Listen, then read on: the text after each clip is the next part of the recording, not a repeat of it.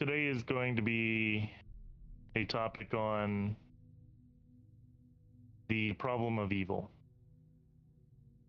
Um, Everyone gets this wrong all the time. This seems like a simple thing to me, so I'm going to outline kind of how I think about this and why I'm able to square this away in my mind. This may or may not be the truth or the real definition, but I'm going to show how I'm able to logically be able to be okay with God, um, and reject the problem of evil as a flawed argument. So the problem of evil is specifically the Epicurean paradox. Um, in essence, if God real, then why bad? But more eloquently put, how can an all-powerful, all-knowing, and perfectly good God coexist with human suffering and bad events? So this is the Epicurean paradox. So first, let's get into this. So we should probably establish what God is. So God is defined in the Bible as good, as just, as righteous, perfect, love. These are simply a definitional. Sorry, let me mute that. Apologies. God is defined in the Bible as good, as righteousness, as light, as truth, as love, as wisdom, as justice.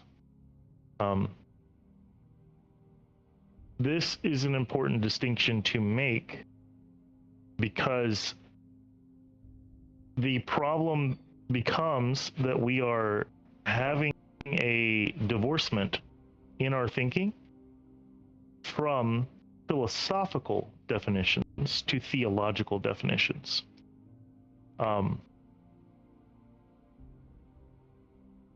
So, in regards to philosophy, according to Stanford.edu, philosophy is a preamble to theology. Theology completes and fulfills philosophy. The relationship between philosophy and theology is described in hierarchical and instrumental terms. Theology draws on philosophy as needed because philosophy is instrumentally useful to theology. So, we can see that these things do have overlap, but they are in fact, for lack of better terms, divorced from each other. They are not necessarily the same thing. So, philosophically, we would define good within four categories. We would define morality within four categories, one of which is moral relativism, one of which would be deontology, so on and so forth.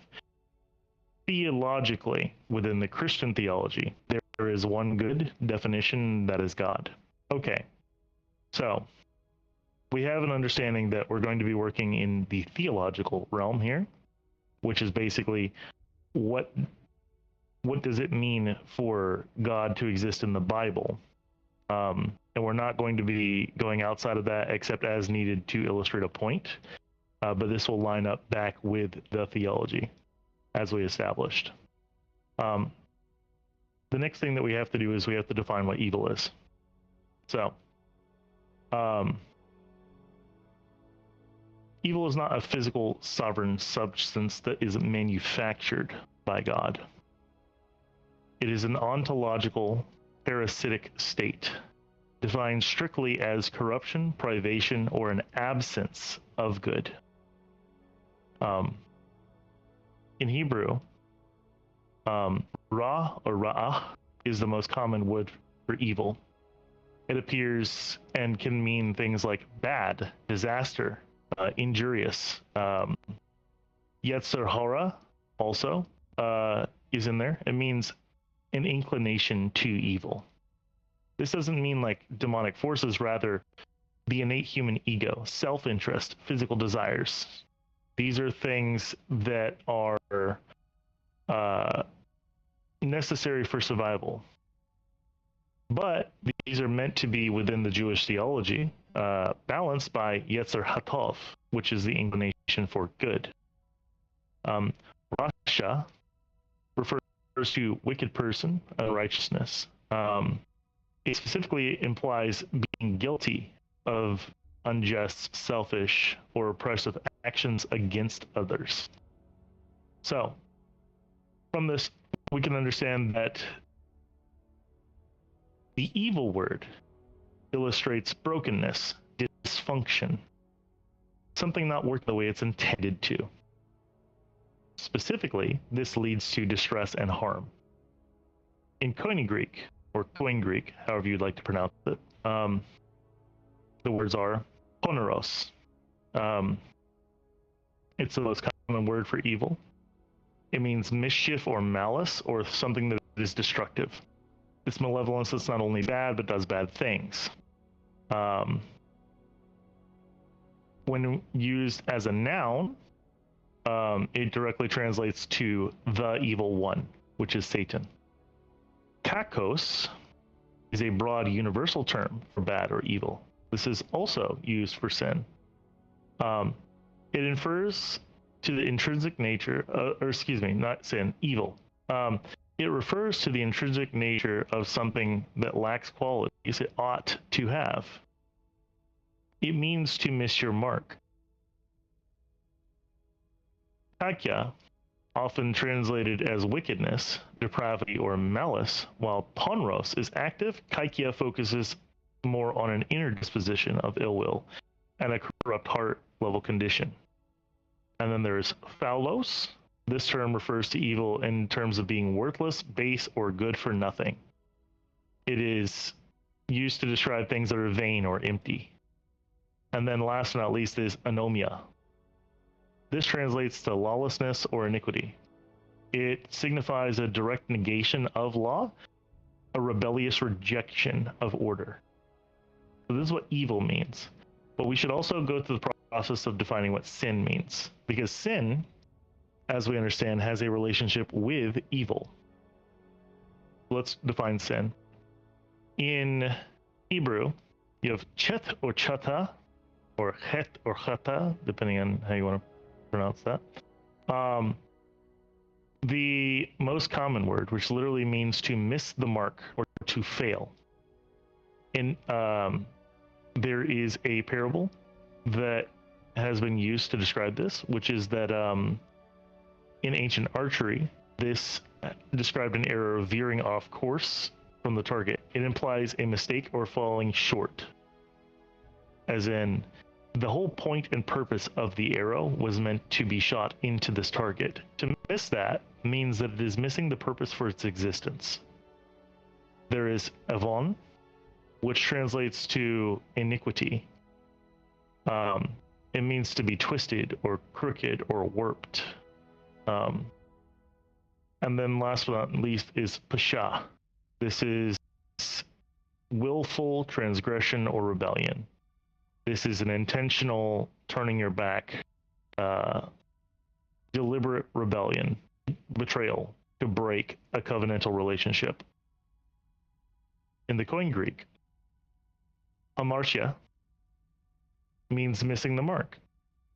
This is synonymous with the Hebrew. Paraptoma, which means a false step or trespass, stumbling, losing one's footing, falling away from the path of righteousness. Parabasis, a transgression, literally means stepping over a line. This would be very similar to paraptoma.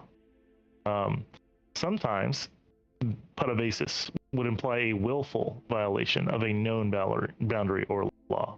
And then last night, it's anomia, which means lawlessness. It means an attitude of active rebellion, living as though God's laws do not apply to you, living outside of order. Okay. So now that we've defined what evil means, now that we've defined what sin means, we should look at Scripture and make sure that this lines up. So we see Genesis 3:24, where a clear boundary is established by God of separation. We see Romans 3:23, all have fallen short of the glory of God. This directly relates to both the Hebrew and the Koine Greek translations of sin. The wages of sin is death. We see that this is essentially what it's saying.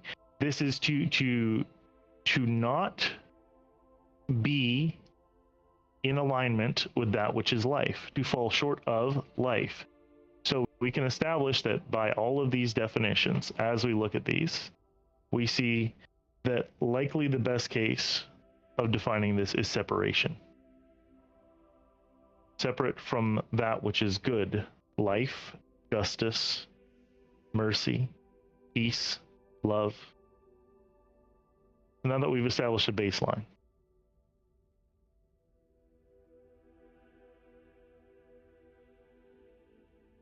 if evil implies separation from God, then evil would lead to that which is the opposite of life. This is why the wages of sin is death. If evil implies separation from God, missing the mark that is God, not quite living up to life, not quite living up to goodness, not quite living up to love, then what this shows us is that evil is simply that which is not this. Definitionally speaking, evil is not the opposite of God. It is that which simply is not him. It is a lack of a separation. Now that we have our terms defined, let's move on.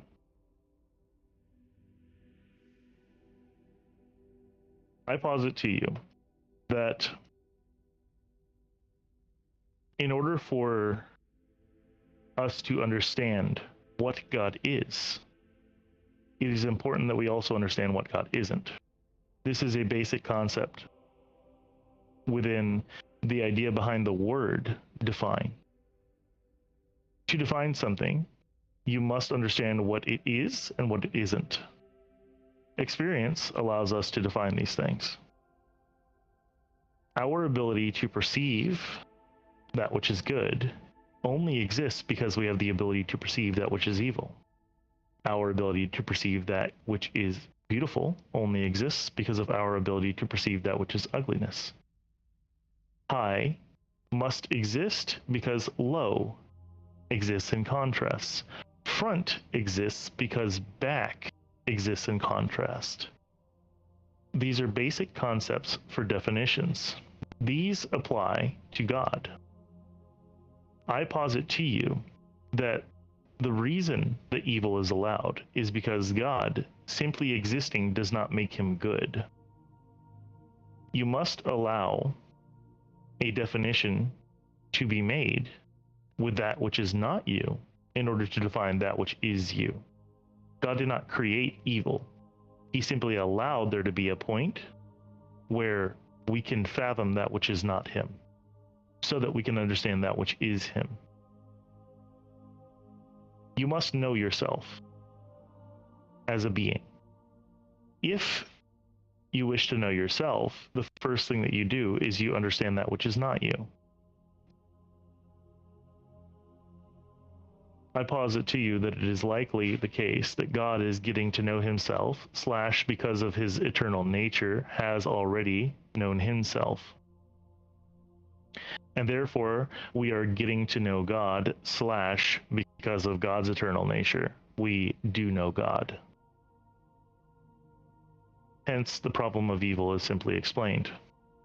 The problem of evil, I would summarily state, is dismissed by understanding that God is attempting to define that which is good by understanding that which is evil. The next question likely follows, which is, why did God create this way? Well, in short, if there is going to be an eternity after this, we are likely going to need contrast. A finite human mind cannot comprehend uniform absolute baseline. A person born into a room of uniform white light would effectively experience blindness because they lack the contrast of a shadow to give shape to reality. It is not possible for us to understand something unless we are able to actually define it. Now, if the question then becomes, well, why did God create things like this? I would simply argue that this seems to be the way that he created it. But the problem of evil is effectively solved either way. This is, in fact, the way that things are created. And thus, we understand that there are rules to this universe. One of those rules is definition. And to define things allows us to look at things that are not us and understand that which is us. So we can look at things that are not God and know that which is God. In closing, this argument hinges on the ability to, one, believe that God exists. That is a separate topic, if you do not believe that God exists. Number two, it hinges on your ability to understand the concepts of know thyself and what definition is.